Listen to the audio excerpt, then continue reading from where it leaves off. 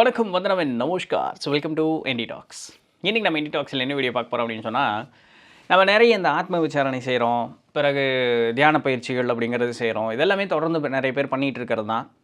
இது பண்ணுறதுனால எங்கிட்ட ஏதாவது ஒரு மாறுதல் ஏற்படுதா, நான் ஆன்ம முன்னேற்றம் அப்படிங்கிறது எங்கிட்ட ஏதாவது ஏற்படுதா அப்படிங்கிறது ஒரு கேள்வியாகவே இருக்கும். ஏன்னா நம்மளை என்றைக்குமே நம்மளை ஒரு உயர்ந்த நிலையில் வச்சோன்னு வச்சுக்கங்களேன், அது நமக்கு உண்டான ஒரு ட்ராப்பு. சிக்கிட்டோம்னா சரியான மாட்டிடும். அதனால் என்ன பண்ணுவோம், நம்மளை இன்னும் முன்னேறணும், இல்லை இதுக்கு மேலே ஒரு நிலை இருக்குது அப்படின்னு ஒரு படியின் மேலே வச்சுட்டே போகும்போது தான் ஏதோ ஒன்று துரத்துறதுக்கு அந்த இடத்துல ஒன்று இருக்கும், அப்படியே வச்சுக்கிட்டே இருக்கும். இது என்ன ஆகும்னா, இதில் ஒரு ட்ராபேக்கும் இருக்குது. இது ஆக்சுவலாக பயங்கரமான ஒரு பாசிட்டிவ். ஏன்னா அப்படி தான் நமக்கு ஓடுறதுக்கு ஒரு வழி உண்டு, எதையோ ஒன்று துரத்திக்கிட்டே ஓடலாம்.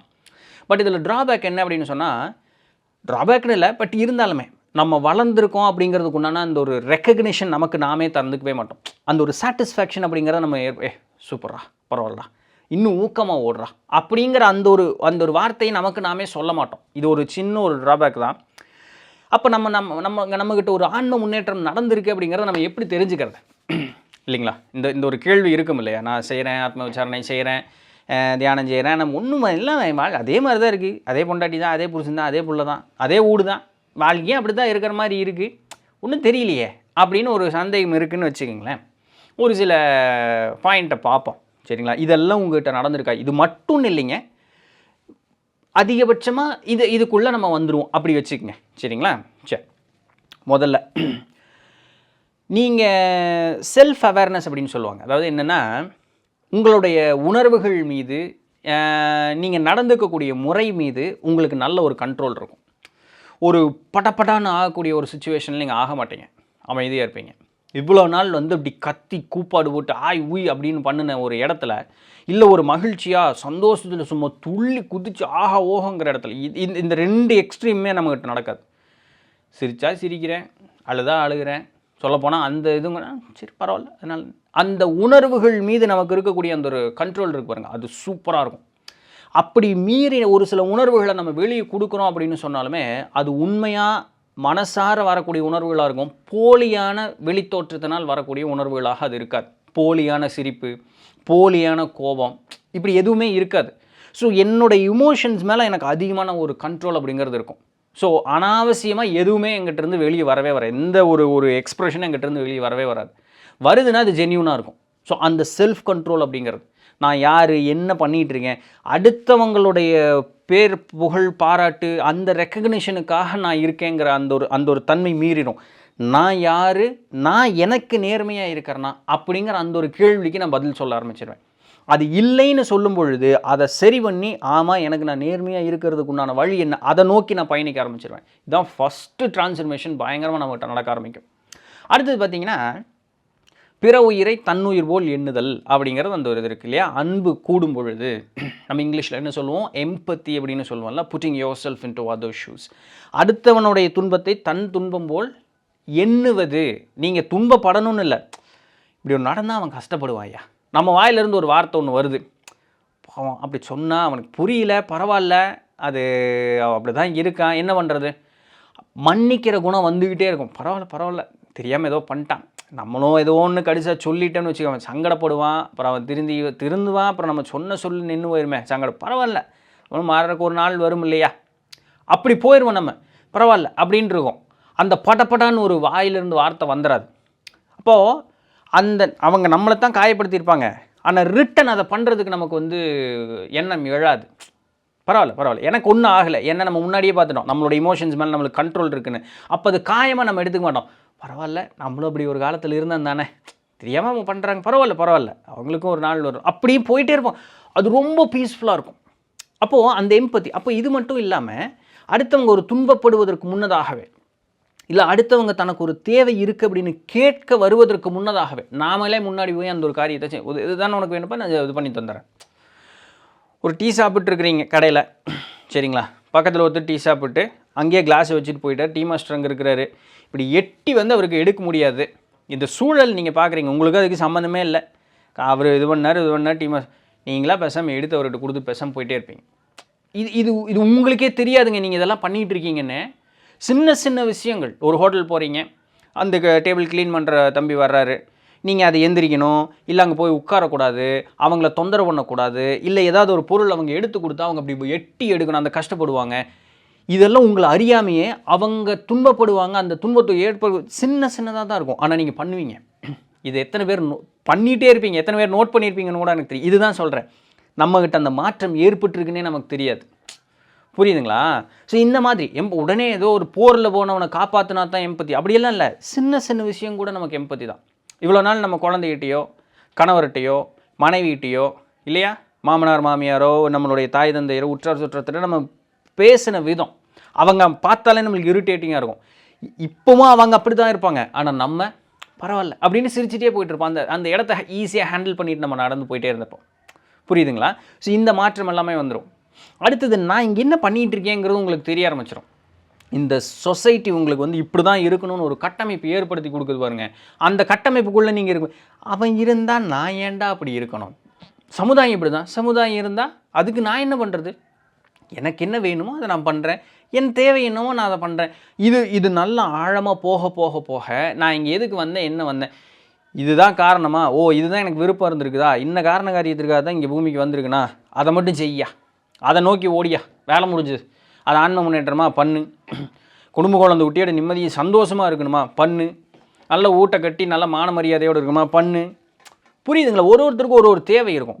அந்த தேவை, அந்த கிளாரிட்டி அப்படிங்கிற நமக்கு வரும். நான் இங்கே என்ன பண்ணிகிட்டு இருக்கேன், இங்கே எதுக்கு வந்திருக்கேன், அதை விட்டு போட்டு இந்த சமுதாயம் சொல்லிச்சு அப்படிங்கிறதுக்காக அனாவசியமாக ஓடி நமக்கு என்ன தேவையோ அதை விட்டுருப்போம்.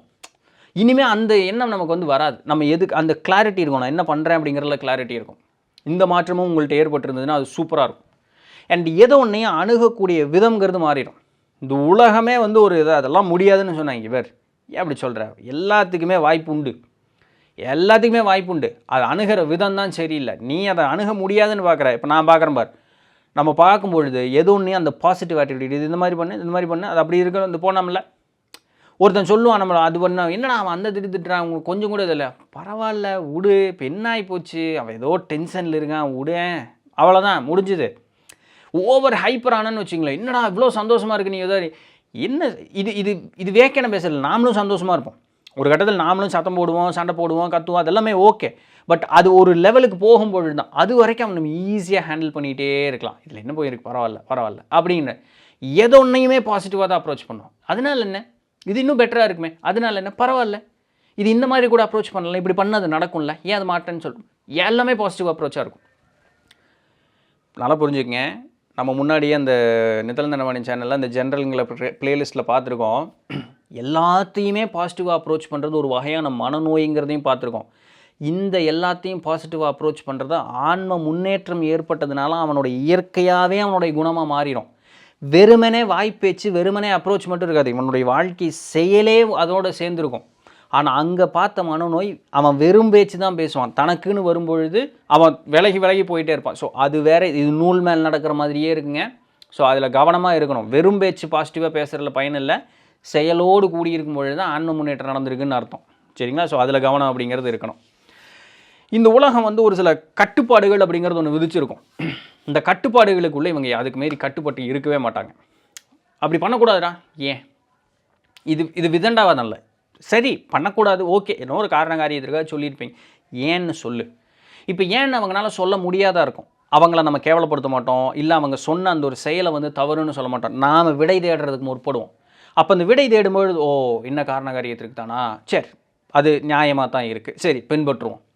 இல்லையே, இது தேவையில்லாத ஒன்று இருக்கே, இது எவனோ குட்டை குழப்பி நடுவில் வந்து ஏதோ பண்ணுன மாதிரி இருக்கே, சிந்திப்போம். அப்போ அதற்குண்டான விடை கிடைக்கும். ஓ அப்போ இது தேவையில்லாத ஒரு மூட நம்பிக்கை மாதிரி, அப்போ இது நமக்கு அதை பின்பற்றணும்னு அவசியம் கிடையாது. இந்த தெளிவு நமக்கு கிடச்சிக்கிட்டே இருக்கும். இது ஒரு அட்டகாசமான ஒரு இடங்க. அது அந்த ஒரு இடத்துக்கு நீங்கள் ரீச் ஆகிட்டீங்கன்னு வச்சிங்களேன், சூப்பராக இருக்கும். அப்போ இந்த சொசைட்டி உங்களை போட்டு இருக்குதுன்னு வச்சிங்களேன், கெட் அவுட் அப்படிங்கிற மாதிரி நீங்கள் ஃபுல் ஃப்ரீடமாக இருப்பீங்க நீங்கள். ஸோ அது அந்த ஒரு இது அப்படிங்கிறது நடக்கும். அண்ட் உள்ளுணர்வுன்னு சொல்லக்கூடிய அந்த இன்ட்யூஷன் அப்படின்னு சொல்லுவாங்க தெரியுங்களா, அது வந்து அதிகமாக டெவலப் ஆகும். பின்ன நடக்க போகிறது என்னங்கிறது தெரியறது. இது சக்தியெல்லாம் ஒன்றும் கிடையாது, சூழலை வந்து புரிஞ்சுக்கக்கூடிய அந்த ஒரு மனப்பாங்கு வந்த ஒரு காரணத்தினால நமக்கு வந்து ஓ இது நடந்ததுன்னா இது நடக்கும் அப்படிங்கிற அந்த ஜட்ஜ்மெண்ட்டுக்கு ஈஸியாக நம்மளால் போயிட முடியும். அவ்வளோ சீக்கிரம் எந்த ஒரு ட்ராப்லையும் போய் நம்ம சிக்கிட மாட்டோம். அது ஒருத்தன் பேசுகிறான் அப்படின்னாலே சேர் அப்படின்ட்டே இருப்பாங்க. இவங்க அவ்வளோ சீக்கிரம் அவங்ககிட்ட போய் அவன் அதுதான் பண்ண போகிறான் அப்படின்னு தெரியும். ஒரு மகிழ்ச்சியாக சொன்னாலுமே, ஓ இப்போ மகிழ்ச்சியாக தான் நீ பேச போறியா, சரி பேசு. ஒருத்தன் நம்மளை சிக்க வைக்கிறான்னா, சரி முயற்சி பண்ணு, நான் ஆண்ட முன்னியத்தில் அப்படி ஒன்றும் இதில் சிக்கருக்கு இல்லை, இன்றைக்கி தப்பிச்சிட்டேன் அப்படின்னு நம்ம தப்பிச்சிக்கலாம். ஒருத்தன் மகிழ்ச்சியாக பேசுகிறான்னா மகிழ்ச்சியில் கலந்துக்குவான் இல்லைங்களா? அப்போ இன்னும் அவங்களுடைய மகிழ்ச்சியை கூட்டுவதற்கு இன்னொரு வழி இருக்கும், அதை பார்க்கலாம். இந்த மாதிரியெல்லாம் நிறைய நிகழ்வுகள். அதிகமாக தியானம் செய்யக்கூடியவர்களுக்கு முன் சொன்ன மாதிரி பின் நடக்க போகிறது கூடியது எல்லாமே அவர்களுக்கு தெரியக்கூடியதற்குண்டான அந்த நிலை அப்படிங்கிறது அவர்களுக்கு ஏற்படும். இப்போ இதில் சொன்ன எல்லாமே நல்லபடியாக நடந்ததுன்னா உறவுகள் அப்படிங்கிறது இவங்க கூட எப்படி இருப்பாங்கன்னு சிந்திச்சு பாருங்கள். இவங்க கூட எல்லாருமே அண்டி சேருவதற்கு தான் ரொம்ப விருப்பப்படுவாங்க. ஏன்? இவன் சந்தோஷமாகவே இருக்கானே. பொறாமப்பட்டால் கூட அவனால் ஒரு கட்டத்துக்கு மேலே பொறாமப்பட முடியாது. என்னடா அவன் சந்தோஷமாகவே இருக்கான், எப்படி சந்தோஷமாக இருக்கான்னு தெரிஞ்சு நம்மளும் இதாக இருப்பேன் அப்படி. ஆனால் அதையும் மீறி பொறாமையே வாழ்க்கைன்னு இருக்கக்கூடிய ஆட்கள் உண்டு. ஒன்றும் பண்ணுறதுக்கு இப்போ உங்களுடைய மனோநிலை என்ன இருக்கும்? முன்ன அவன் இப்படி இருக்கானே அப்படிம்பா, பரவாயில்ல ஏதோ அவங்க நிலை அப்படின்னு அவங்க கூடயே நம்ம இருந்தாலும் நம்ம சிரிச்சுக்கிட்டே இருப்போம். அவன் வெந்துக்கிட்டே இருப்பான், ஆனால் நம்ம சிரித்து சந்தோஷமாக இருப்போம். ஸோ உறவுகள் நம்ம அதிகமாக நல்லபடியாக மேம்பட்டுக்கிட்டே இருக்கும். முன் இருந்ததை காட்டிலும் இப்போ நம்ம வாழக்கூடிய இடம், நாம் இருக்கக்கூடிய இடம் மிகுந்த மகிழ்ச்சிகரமானதாக இருக்கும். மக்கள் நம்மக்கிட்ட வருவதற்குண்டான அந்த அண்டி வருவதற்குண்டான அந்த ஒரு நல்ல ஒரு வாய்ப்பு ஏற்பட்டுகிட்டே இருக்கும். இந்த விளக்கொலியில் பார்த்து விட்டில் பூச்சி வர்ற மாதிரி, சரிங்களா? ஆனால் நம்ம விட்டில் பூச்சி எரிச்சிட மாட்டோம், விட்டில் பூச்சியும் சேர்ந்து நம்ம கூட முன்னேறத்தான் செய்யும். அந்த மாதிரி ஒரு சக்தி நம்மகிட்ட இருந்து வெளியே வர ஆரம்பிக்கும். மன்னிக்கக்கூடிய குணம் ஆப்வியஸ்லி இல்லைங்களா? ஏதோ ஒன்றையும் ஏற்றுக்கொண்டு சரி போ பரவாயில்ல, தப்பு பண்ணிக்கிட்டேங்க, மன்னிச்சிருங்க, ஏதோ தெரியாமல் பண்ணுறேங்க, அது உண்மை தான். தெரிஞ்சு யாரும் பண்ண போகிறதில்ல. இப்படி பண்ணக்கூடியவர்களும் உண்டு. அப்படியே தெரிஞ்சே தான் அவன் தப்பு பண்ணாலும் மன்னிக்கக்கூடிய குணம் வந்துடும். புத்தி அவ்வளோதான், என்ன பண்ணுறது, ஆண்டவன் எல்லாத்துக்கும் ஒரு படி வச்சுருக்கு. எனக்கு இது ஒன்று நடக்குதுன்னா அது உன் மூலமாக எனக்கு நடக்கணும்னு இருக்குது, அவ்வளோதான். நான் என்னமோ பண்ணியிருக்கிறேன், அதுக்கு உண்டான வினை எனக்கு வரணும், அதற்கு நீ ஒரு காரணகர்த்தா, அவ்வளோதான். பரவாயில்ல போ, உன்னை நான் இது பண்ணி ஒரு பயனும் இல்லை அப்படின்னு புத்தர் தான் சொல்லுவாராம். புத்தரை போய் ஒரு கீழே விழுந்தோடனே கீழே தள்ளி விட்டான் ஒருத்தன் புத்தரை. அப்போது என்ன இப்படி நடந்து போச்சுன்னா, விடு நான் கீழே விழுகணும்னு இருக்குது, அதற்கு அவன் ஒரு காரணகர்த்தா, அவ்வளோதான். அவன் தள்ளுனதுனால நான் உழுகுனேன்னு நீ நினைக்கக்கூடாது. நான் உழுகணுங்கிறதுக்கு அவன் ஒரு காரணம், அவ்வளோதான். ஸோ அவனை நான் சங்கடப்படுறதுக்கு ஒன்றும் இல்லை. இது நடக்கணும்னு இருந்தது, நடந்தது. அதற்கு அவன் ஒரு காரணம், அவ்வளோ மற்றபடி வேறு ஒன்றும் இல்லை. அதெல்லாம் விட்டுரு, பரவாயில்லப்பா அப்படின்ட்டு அவர் வாட்டிக்கு எந்திரிச்சு போயிட்டாரான். அதுபோல தான் எனக்கு ஒரு வினையை அனுபவிக்கணும்னு இருக்குது, அதற்கு கொடுப்பதற்கு ஒருத்தன் காரணம். அவனை நான் சங்கடப்படுறதுல ஒன்றுமே இல்லையே. நன்றி, உன் மூலமாக என்னுடைய வினை அழியுது, சந்தோஷம், நன்றின்ட்டு போயிட்டே இருங்க. இங்கே மன்னிக்கிறதுக்கு கூட ஒன்றும் இல்லை, நம்ம பாதையில் பயணிச்சுக்கிட்டு போய்கிட்டே இருக்க வேண்டியதுதான். என்னங்கிறீங்க? அந்த ஒரு மனப்பான்மை அப்படிங்கிற நமக்கு வந்துடும்.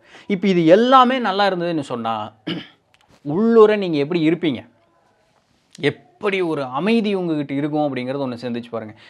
அதுதான் சாஸ்வதமாக இருக்கக்கூடியதுன்னு. இதில் வேணால் நம்மளுக்கு ரேஷியோ மாறுபடலாம். ஏன்? இன்னும் முழுமையாக அந்த ஞானியர்கள் எப்போவுமே அமைதியாக இருப்பாங்க, இன்னும் அந்த இடத்துக்கு ரீச் ஆகலை. பட் க்ரோத் இருக்குது அப்படிங்கிறது மனசில் வச்சுக்கோங்க. முன் இருந்ததற்கு இன்றைக்கி நான் எப்படி இருக்கேங்கிறத யோசிங்க. அப்போ இங்கேருந்து இன்னும் நம்ம வளருவோங்கிறதையும் யோசிங்க. ஸோ இப்போ இந்த ஆத்ம விசாரணையோ தியானமோ இந்த ஆன்மீக முன்னேற்றம் வழிபாடு இதெல்லாம் செய்யும்பொழுது அப்போ நம்முடைய முன்னேற்றம் நடந்துக்கிட்டே இருக்குது. இதுக்கு நாமளே ப்ரூஃப். ஸோ அப்போ இன்னும் ஊக்கமாக நம்மளால் அதை பயிற்சி செய்ய முடியும். யாருக்கு தாங்க சந்தோஷமாக இருக்க வேண்டாம் சொல்லுங்க பார்க்கலாம். யாராவது சொல்லுவீங்களா? இல்லைங்க மகிழ்ச்சியெல்லாம் வேண்டாங்க, நான் துக்கப்பட்டுக்கிட்டே இருக்கேன், எந்த உயிருங்க சொல்லும்? யாரும் சொல்ல மாட்டாங்க. அப்போ உள்ளுர நீங்கள் அமைதியாக இருக்கீங்க, மகிழ்ச்சியாக இருக்கீங்கன்னு சொன்னால் இது இன்னும் ஊக்கமாக செஞ்சு இன்னும் நம்மளுக்கு மகிழ்ச்சியாக இருக்கலாமே இல்லையா? இதனுடைய எக்ஸ்ட்ரீமான பிறவா நெறி, மீண்டு வாரா நெறி, இன்னொரு அழகான பேர் இல்லை, அது கூட கிடைக்குமே. யாருக்கு தான் வேண்டாம் இல்லையா? எல்லாருக்குமே வேணும். ஸோ இதுதான் இண்டிகேஷன்ஸ் உங்களுக்குள்ள இந்த மாதிரி மாறுதல்கள்லாம் ஏற்பட்டுருக்கு நீங்கள் செய்யக்கூடிய பயிற்சியும் முயற்சியின் காரணமாக அப்படிங்கிறது புரிஞ்சுக்கிறதுக்கு. ரைட்? ஸோ இதை சொல்கிறது தான் இன்றைக்கு உண்டான பதிவு. புரிஞ்சுருந்துருக்கும், இன்ஃபர்மேட்டிவாக இருந்திருக்கும் அப்படின்னு நம்புகிறேன். நாளைக்கு ஏதாவது ஒரு சுவாரஸ்யமான செய்தியில் சந்திப்போம். அது வரையும் தொடர்ந்து நிறுத்துங்கள். நான் உங்கள் இடத்துல நன்றி.